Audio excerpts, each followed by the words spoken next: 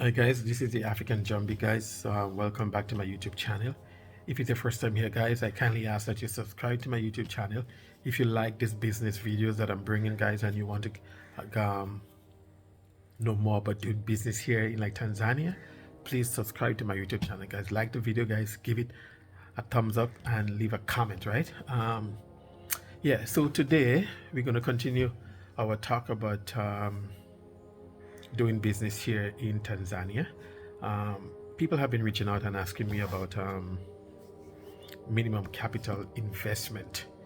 Are there a minimum capital investment? Some people are like, yeah, I was online and I see that there's you have to have $100,000 and whatever, right? So what I want to address today, yes, there is, and no, there isn't. And I'll explain, right? If you come here to do business here in Tanzania and you get in touch with the Tanzania Chamber of Commerce, right? And you know Chamber of Commerce, guys. You go to any major city, there is a Chamber of Commerce, right? The Chamber of Commerce is there for investors. If you want to invest in that city, you can go to the Chamber of Commerce. They will help you identify business that you can do in that specific area, that specific city. They will help you invest, they will help you set up your business, and they will help you find market for your products. And they are there as an insurance policy to guide investors, right? So what I did when I came here, I contacted the Chamber of Commerce here, right, to identify certain sector, right?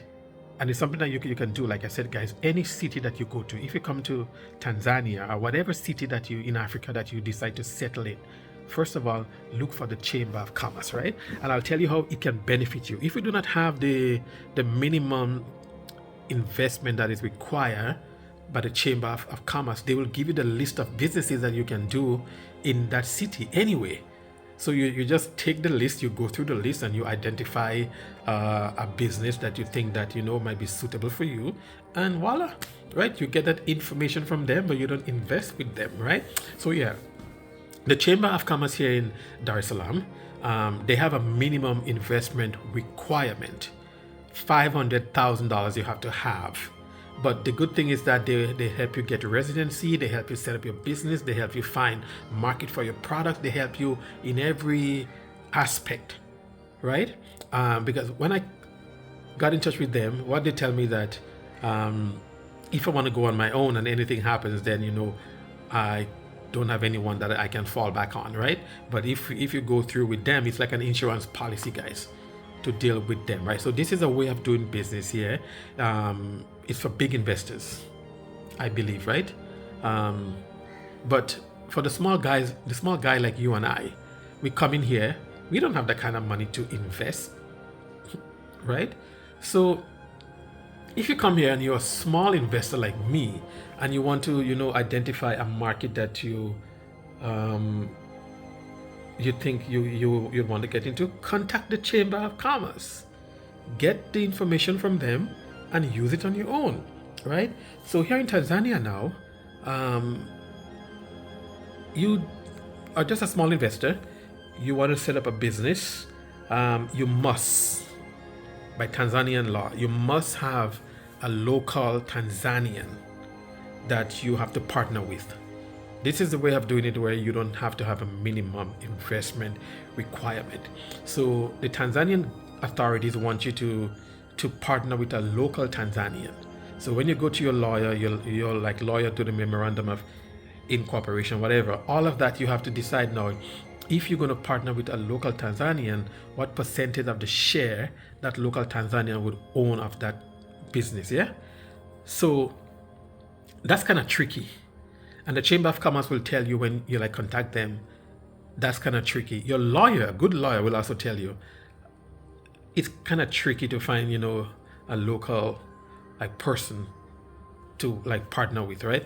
The good thing with me, I've been coming here for such a long time before I actually settled here.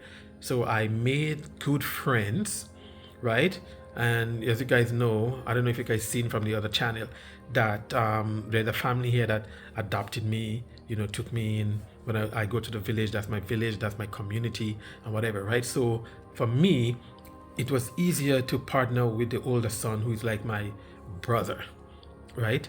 And I was doing business with him even before I came here because we own like motorcycles, right? So, and he's been very good. So for me, it was easier to just partner with him as my local Tanzanian partner.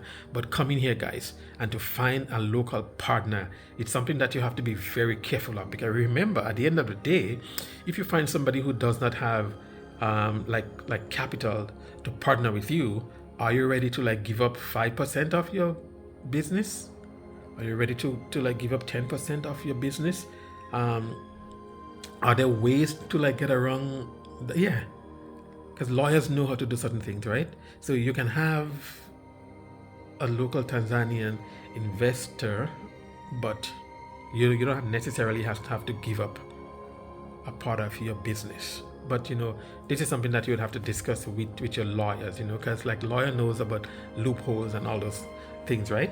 As it was explained to me by my lawyer, but I insisted that I was going to partner with my Tanzanian brother. Yeah. So for me, it actually works out, and it is working out fine. But not everybody have that experience. You will hear horror stories of people that lose money because of a local partner. So yes, you can partner with a local like Tanzanian, and on your memorandum of incorporation, it will specify what percentage you own and what percentage they own. So in that aspect, you don't need to have a minimum investment like capital. Right, so you have to be very careful, guys. When you go online and you read certain things, right? Certain things might be online, or certain people that do videos and stuff like that may not have all the information, right? So this is what I always say, guys. Contact a good lawyer, and make sure, guys, if you come here to visit Tanzania, before you actually move, make sure you get in touch with a lawyer. It does not hurt to pay for consultation, guy. Remember, at the end of the day, you're going to be investing your money. So you want to make sure that you have all of the information, all of the facts that you need before you come, right? Because many people do that. Like I said before, many people come here, they do not do any research. They don't want to pay for consultation, and they don't want to pay for no, like people contacted me from the other channel, right? And on the other channel, we have over 12,000 subscribers. Yeah, people contacted me and they're asking me questions, and I said, guys, listen, I'm not giving legal advice. When I speak to you, I speak to you based upon my experience here, what I've been through when I was doing my stuff. So this is the experience I gained that I'm passing on to you. So when you come here, you would know how to navigate, and you say, oh, you know what? Like the African Jumpy told me certain things. So, okay, let me expect this or whatever, right? But at the end of the day, guy, it does not hurt you to spend $100 to get a consultation from a lawyer. So I always tell people that my lawyer, who've been working with me from my visa, whatever, since I came, even before I came, I recommend him for a consultation, right? I said, I'm not telling you have to use him as your lawyer, although he's very good and he has, insight. He has like people in place, to get what he needs to get done, and he gets it done efficiently. I always tell people, I am not recommending him as a lawyer to you that you can use. But when you do a consultation with him, ask him like questions, and you would see how knowledgeable he is. Then you can decide, hey, you know what? This guy is really good, so I'm going to use him as my personal lawyer also, right? He was recommended to me when I was here from a Canadian Tanzanian friend that I worked with back in like Toronto. They grew up together here as childhood friends, so he recommended him to me. Plus, I had other consultation with other lawyers, right? And at the end of the day, I decided to settle with the one that my co-worker back in Toronto recommended to me. So make sure, guys, you spend your money and you get a consult. I don't do consultation. I give you information based upon my observation. I give you information based upon my experience, how I navigate the system here, right? I pass on the information to you so when you come, you'll know what to expect, guys. But if you want me to do consultation for you, like I tell people, you would have to pay me for it. There are people here that do consultation. There are people here that, that's what they do. Diasporans here do consultation. They go out and they get the information. And believe me, man, it's worth every penny. Because if somebody's going out there and you have to navigate the Tanzanian system to get information for you, it's not easy. And it is a job. So you'll expect to to like pay something for it. So if you reach out to me and you ask me questions, I'll answer it. But if there are specific things that you want me to do for you and I have to go out of the way to do research and to get the information for you, I'll ask you to like contribute even 20, 30, $40. There's nothing wrong with that because I have to go out and I have to get that information to you. So those are the two main aspect of doing business here, where you would need a minimum capital or you don't need a minimum capital. So you have to figure out which is best for you guys. Do your research. Like I said, if you come here to Dar es Salaam, contact the Chamber of Commerce. Any city that you go to, contact the Chamber of Commerce. Get the list of identified businesses that is applicable to that area. Go through the list and you must find something there that you can do. The Chamber of Commerce doesn't have to know that you're not going to invest with them. You contact them, you ask them for the list of business in that area, they will give it to you. Go through the list, pick out something, know what it takes to start doing business in that city, right? So here in Tanzania, you don't really need a minimum capital investment, but you have to be very diligent. You have to do your research. You have to be very careful who you're going to partner with. Or you can talk to your lawyer and your lawyer will find a way to help you register your business, whereby you may have a local Tanzanian under memorandum of incorporation, but not necessarily giving up like a part of your business to them. But this is like legal stuff that I don't really know about, so I'm just giving you information on what was explained to me when I was going through my when I was setting up my business, right? So you don't really need it, guys. So this is the facts that I'm giving to you. So I hope that you can learn something from this video. Get a lawyer, guys. Visit Tanzania first before you move here. Visit any African country first before you move there. Contact the Chamber of Commerce in the city that you're going to settle in. Get legal representation. Find out what it takes to invest in that country. Find out about your residency. I'm going to get into that in my next video. I'm going to talk about obtaining like a residency. Find out, guys, because don't come here to Tanzania. Tanzania is not for everyone. Tanzania is a beautiful country. Tanzania is a safe country and is what we need when we are moving to Africa. We want to have a sense of security. Tanzania gave you that, but settling in Tanzania is not an easy thing. It is expensive. You will have to leave Tanzania every 3 months and you have to come back. So people, come to like Tanzania without having this knowledge, and they come, and when they come, they find out, oh, I cannot settle here permanently just by just having a visa. I have to leave, I have to come back, I have to leave, I have to come back, and at the end of the day it becomes very costly and it can be stressful. So a lot of people leave and they go online and talk about Tanzania this, Tanzania that, because they did not do their research before coming, right?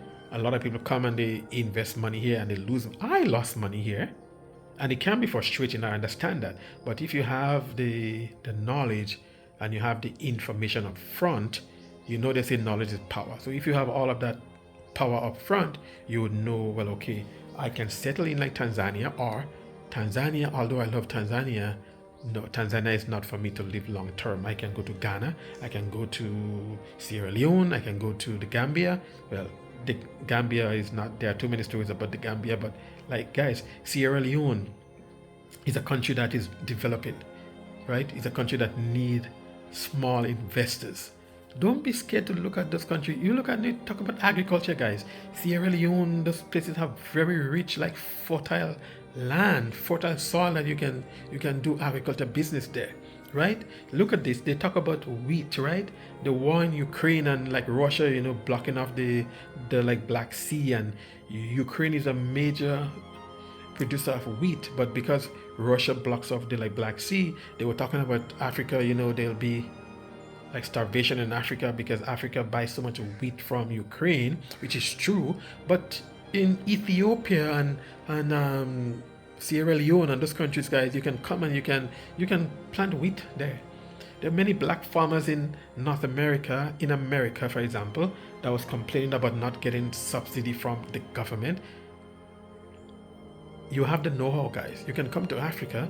You can set up your farming business here, right? Because most of the grain that you sell in that you sell in like North America, America is being exported to Africa anyway.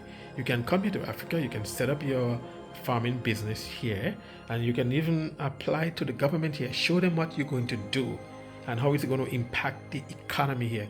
They may give you land. They may give you land for free. Think, guys. Right? Think. You don't have to be there suffering. You don't have to be there going through racism. You don't have to be, begging for crumbs off the table because the white farmers get all the like subsidies and black farmers don't get anything. You don't have to be there. The black farmers was like complaining on the farm. The white people come and destroy the crop and like poison the animals. It happens. You can do it here, guys. You don't have to worry about these things, right?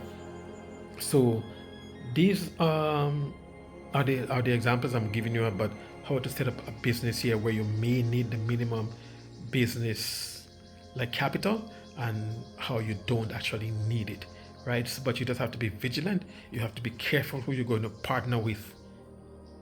Be very careful, guys. Make sure you speak to your lawyer and ask questions about how you can partner with a local person.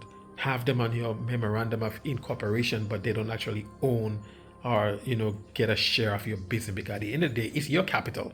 And most people here, some of them don't even have capital. They may have ideas, they may know how to navigate the system, but they don't have like capital. So you have to decide, do I want to give up 5% of my business? Or do I just want to have them on my memorandum, but they don't actually own? Talk to your lawyer, get advice, pay for the consultation. Right? At the end of the day, it's going to be to your benefit, guys. So once again, guys, thank you for watching this video. Subscribe to my YouTube channel. Give this video the thumbs up, guys.